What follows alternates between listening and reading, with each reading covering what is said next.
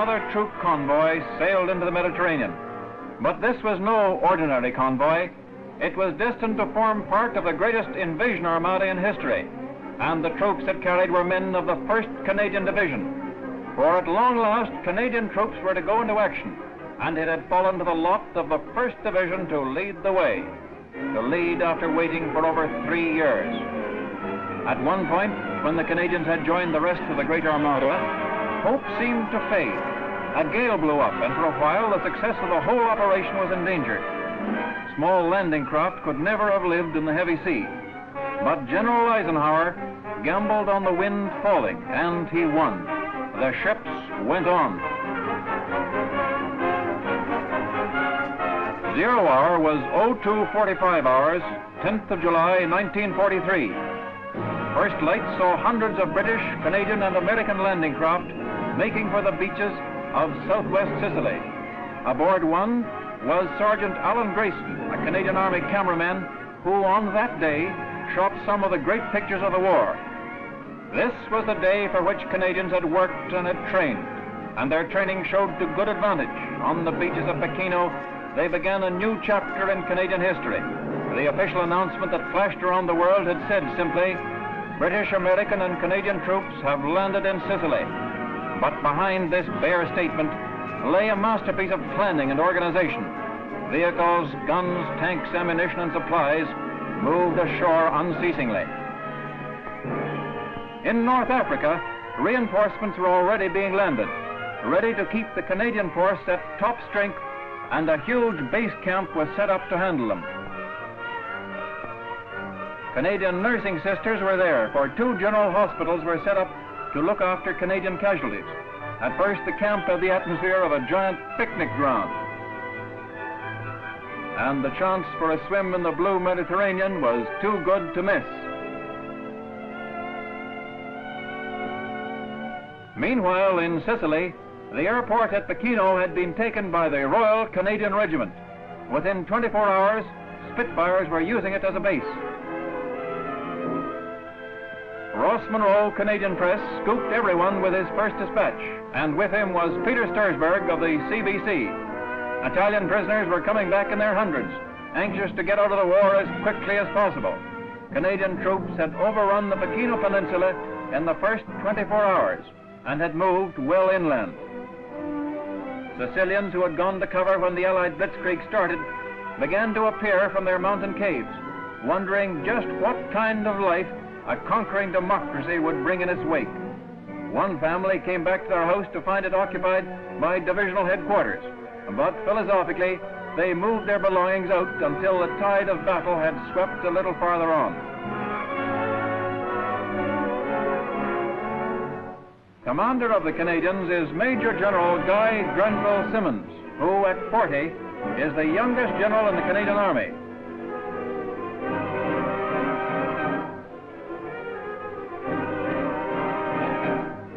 A familiar figure appeared before the Canadians when General Montgomery came to welcome them to the 8th Army. He promised them a bellyful of fighting when the Italians stopped running.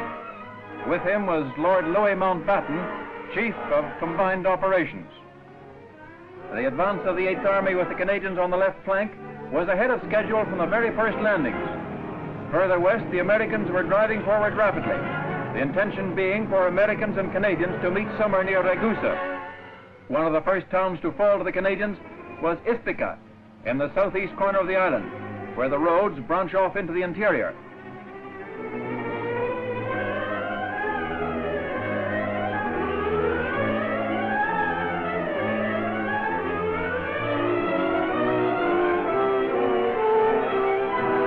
Amongst the many prisoners taken by the Canadians was the commander of the 206th Coastal Division, General Aquile Davez.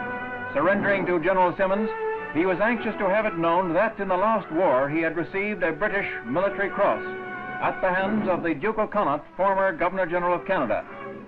Sic transit gloria mundi, or something.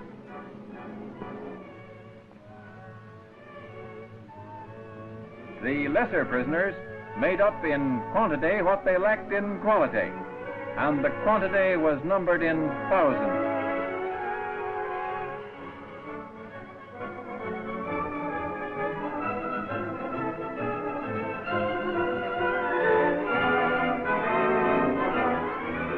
Under a burning sun and over choking, dusty roads, the advance went on. When transport wasn't available, men of the Edmonton Regiment quickly adapted themselves to local conditions. General Simmons' troops pressed on to Monica, and the Edmontons were among the first in. Here the Italians gave token opposition, then ran up the white flag. What remained of the Italian Coastal Division surrendered, which did much to ensure the success of the whole campaign. After Monica, the Canadians got 2 days' rest, during which they had another visit from General Montgomery. These are the men of whom he later said, "They have traveled farther and fought longer than any division of the 8th Army, with the most frightful physical conditions and terrain to contend with.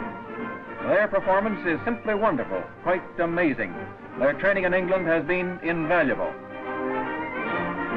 But after the rest, it was back to work, hard work. The going was tougher now because Germans were in front. The Americans were sweeping wide to the western tip of Sicily, while the bulk of the 8th Army had run up against the stiff defenses of Catania. The Canadian task was to cut the enemy's communication lines in the heart of Sicily and drive him back towards Mount Etna. At high speed, they moved forward through increasingly rugged country. Their way led through Vizzini and Gramichele and Caltagirone and Mirabella and Piazza Armerina to the important town of Val Guarnera, deep in the heart of Sicily.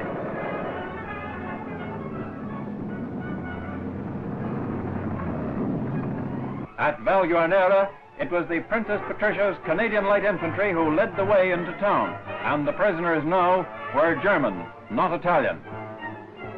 The railway station at Diteno had been heavily bombed by the RAF, and enemy supply lines were badly disrupted. However, men of the Royal Canadian Engineers took advantage of the damage to take a welcome, if somewhat primitive, shower. While his troops were consolidating about Val Guarnera, General Simmons was busy looking ahead to the next objectives and planning his further lines of attack with General Montgomery.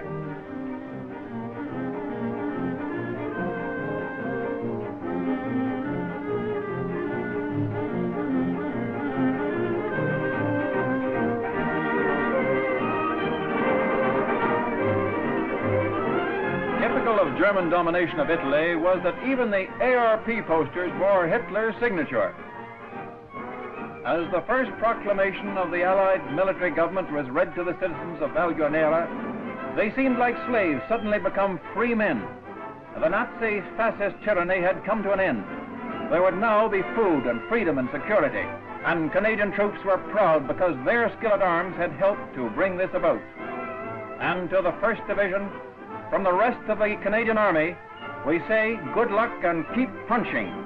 We're all damn proud of you.